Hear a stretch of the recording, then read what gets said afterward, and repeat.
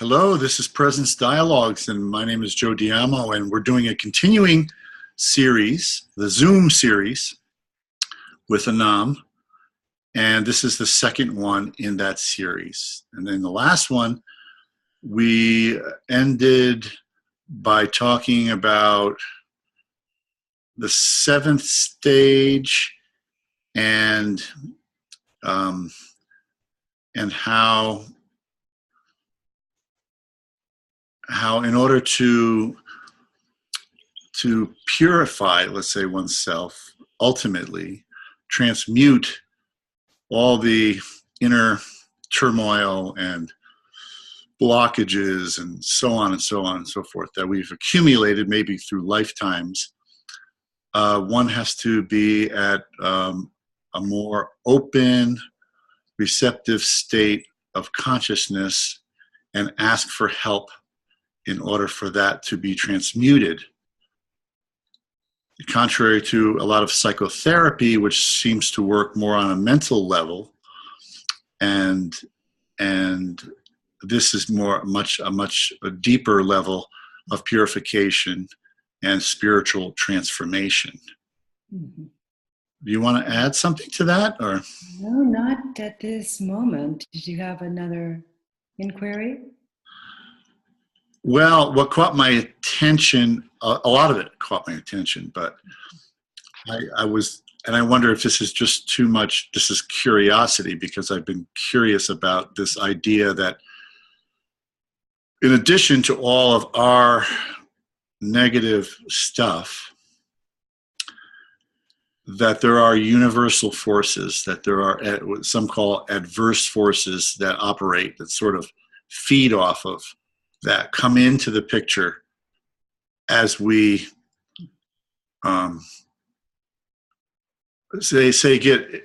maybe get involved with the negative stuff. I mean, if we're in a negative state of mind, we sort of draw in, right, these other kinds of entities. And I was just really curious as to what your experience and what your understanding of It's sort that of like phenomenon is. it's sort of like a bloody fish thrashing about. It attracts the sharks. It's Mm, right.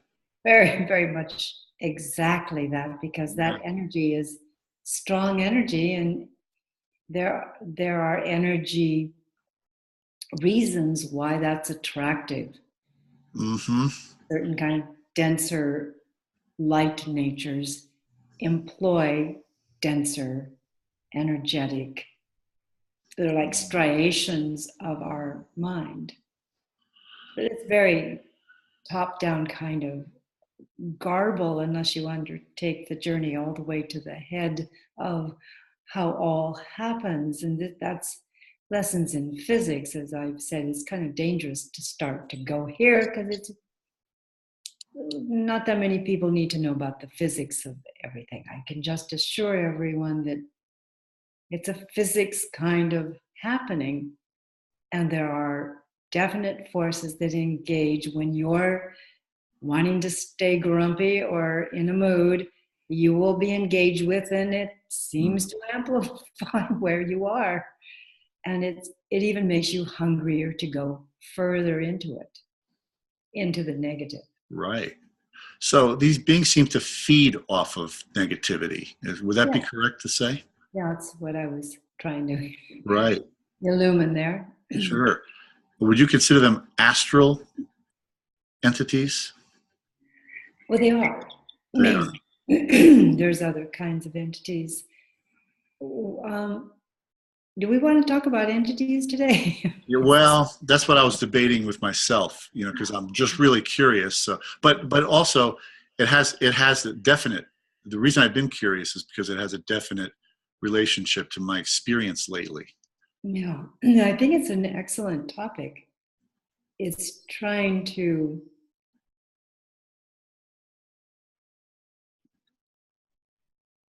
I'm not sure why that sentence. First of all, let me remind anyone who's watching, I retrieve the true content of the divine meaning, and I word play it to earth in manners that both illumine the mind make it so it can't construe things in an ordinary fashion too quickly.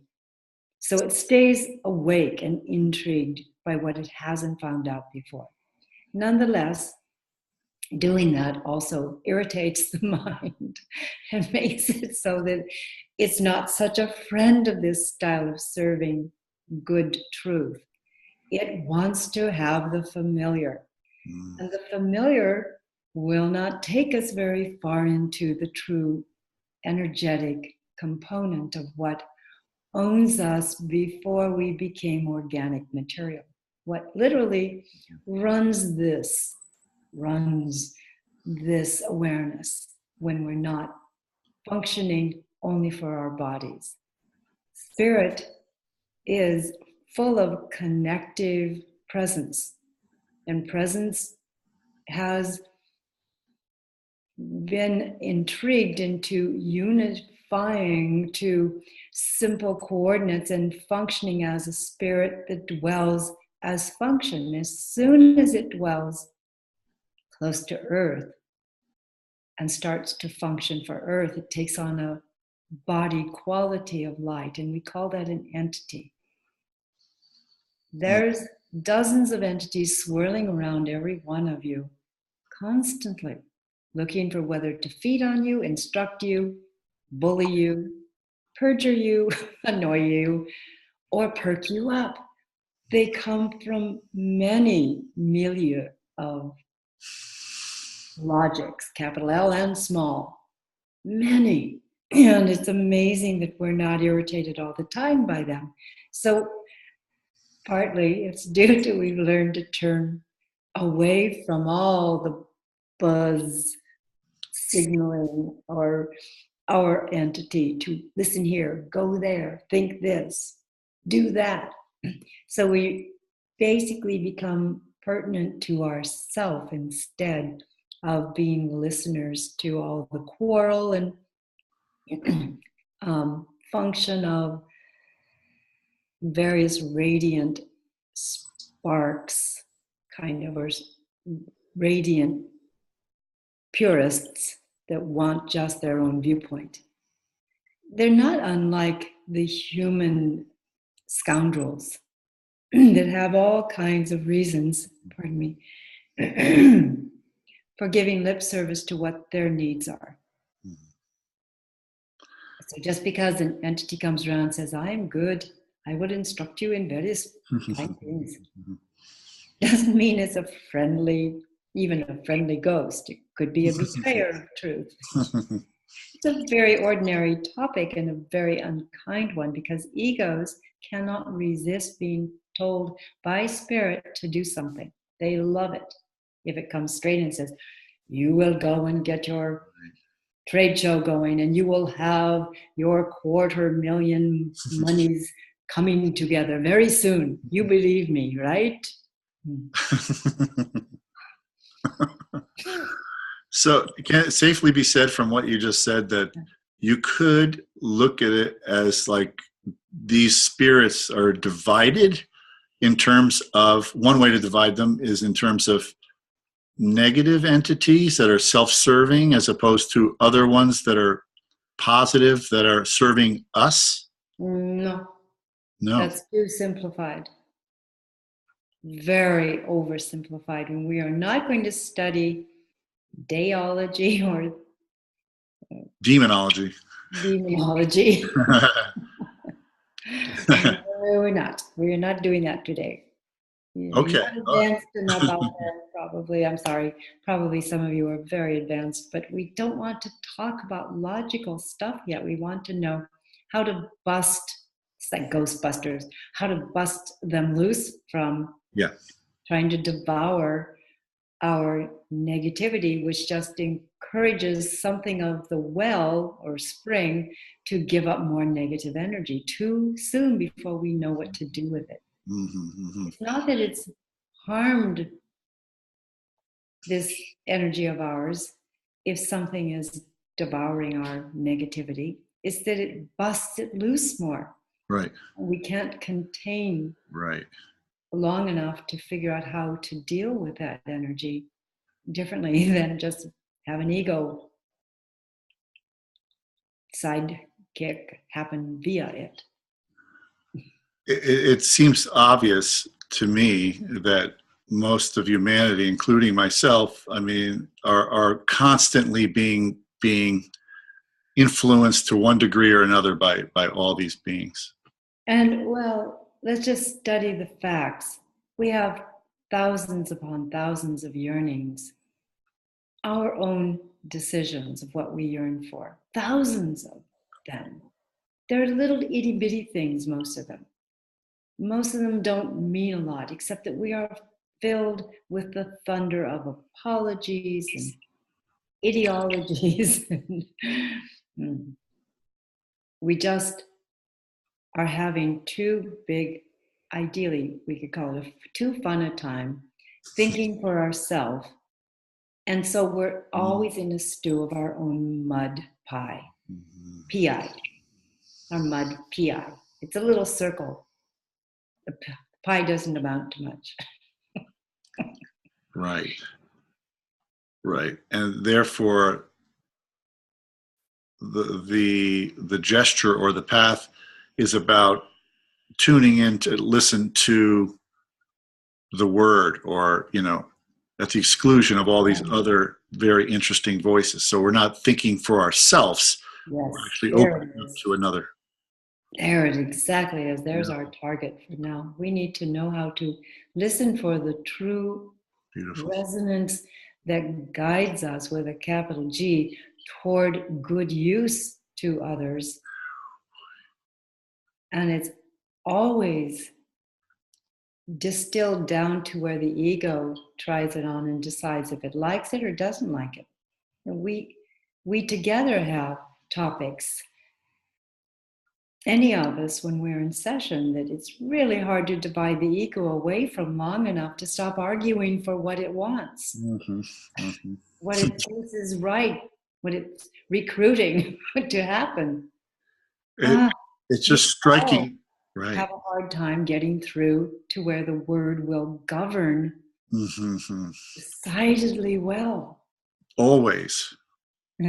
Always, right? I mean, I'm getting that real strong, that you can't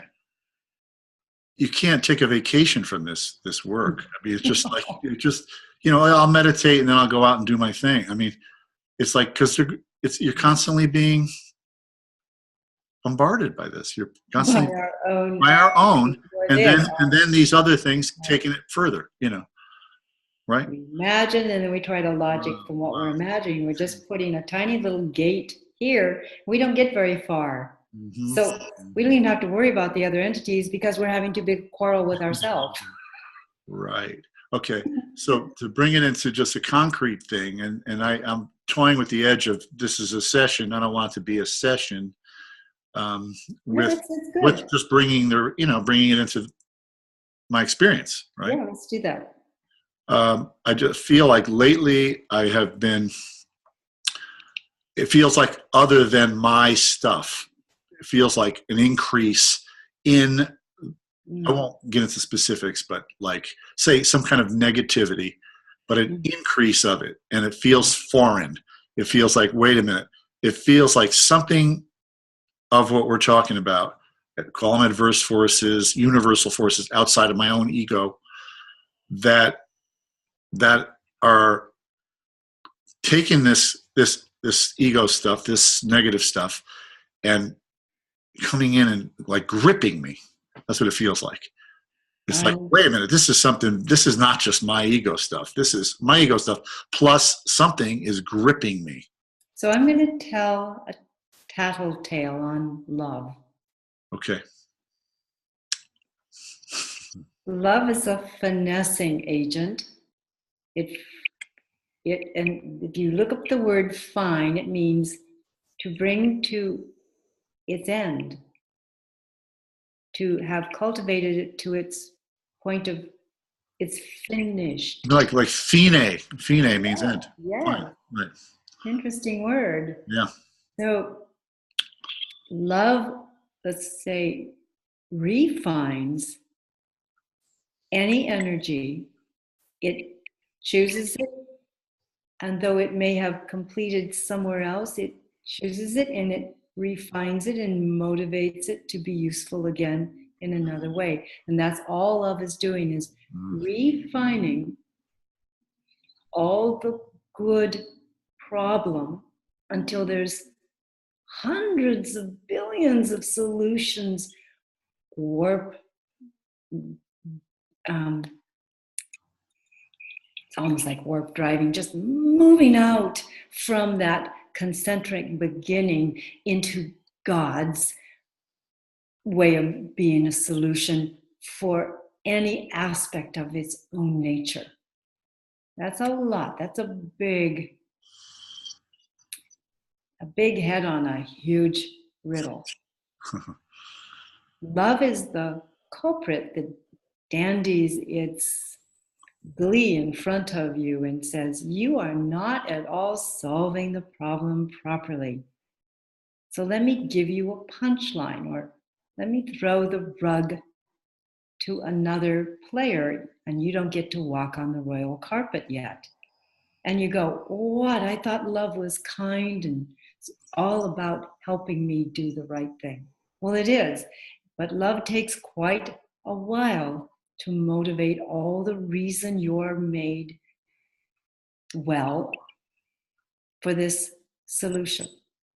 It's going to take you, let's say, as a human, into many different situations until you fine tune your understanding of how love is guiding. When you fine tune it and you recognize, this is love's energy, you start to get on the quicker path. Things happen really fast, eventually, in the very breath you're in. It never stops happening lightning fast. And it will never again be about you finding out what's right for you to see to by yourself. It'll always be how love is fine-tuning all near you to be whole enough for God to literally enter into and be a welcomed native player on this realm as it is in its higher natures kingdom, we called it. Right. That's a lot to wonder at. So in another parlance, everything is going to get very difficult. Everything that is negative is going to start to, not just start to, it's going to continue, it's going to finish being severed from the graveyard, and it's going to come up as ghosts, as energies from before, and it's going to feel terribly odd here. And it's due to those energies, the nasty energies, needing to be cleaned up and moved along. So the truth can be worn in a clean arena of nerves.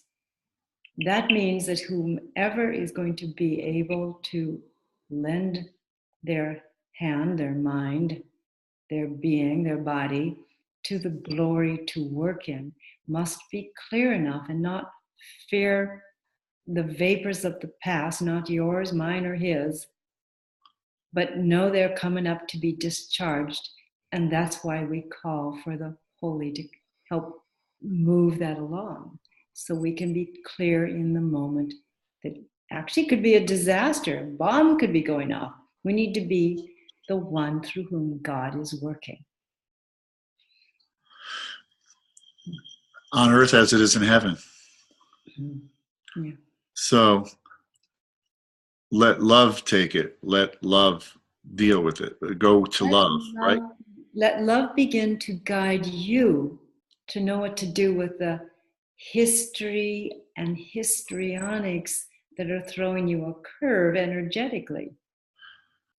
And help yourself recognize that love is fine-tuning your instrument, and during the fine-tuning, a lot of clods of energy are trying to get loose.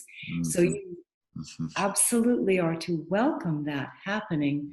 Say, and not follow it with drama. Say, all right, this is tearing through me, but let it come, whether it's mine, whether it's his, whether it's... Doesn't matter. a collective, let it come through, but not be energized by drama. Right. Move on through, and then you call the collective, which is love, Mm-hmm. or Yeshua, if you know Yeshua, to move it through and change it into radically new light, dissipated from its harm. Finally, it can be radically new light, new intelligence. So we can learn how to help the people in the boat. We can learn what to do about severing our thoughts from, do we ever award a bishop our trust again? We just listen for love's guide to tell us how to behave, as well as how to combine with others better. Thank you. The usual advice, and I think it's good, and I think it fits into what you're saying, is not to entertain them. If you entertain them, if you get involved with them, if you give your power to them, then you're going to be. They're going to take you down the primrose path, so to speak. So I mean, not engage. You call it drama, but further than that, or deeper than that, is to let love call in love when that is happening. I'm asking for like practical solutions here, so that. And Right. that's a very good way to say it. And as well, I am indicating that love has set this all up. All of the dilemma, it's set it up so that it will move along more powerfully into the limelight. So we have to do something about it. Mm-hmm. The feds are finally going in to see if they can figure out the problem in Chicago with all of the horrors and murders, crime. Right. Just set up that way so that. Yeah. So we start resolving problems. On the link today, for those who don't know it, there's a teleconferencing together. On the link today, it was just said, we need to remind everyone that we are of a village consciousness. Now we can call it the global village. And everyone in a village, contrary to in the city, everyone in a village has a part to play. Everyone in the village is to be called upon to be of and for and via the good village keeping. Means we look for each other's gifts and what they're capable of helping with, as well as what we're capable of offering. Yes. Beautiful. Thank you. I think it might be good to close this one now, because when I was going to get on the topic of love, how to recognize that and what's the nature of that love. But this looks like a good segue into that for maybe I agree. Let's go to that in our next discussion. Let's do that. Thank you. Thank you from Presence Dialogues, and thank you, Annam, and stay tuned for our next in the series, the Zoom series, I'll call it, because this is the second one in the Zoom. We're using Zoom. We're trying to zoom along. I'm trying to zoom along as quick as I can here on the path. So thank you again, and until next time. Namaste.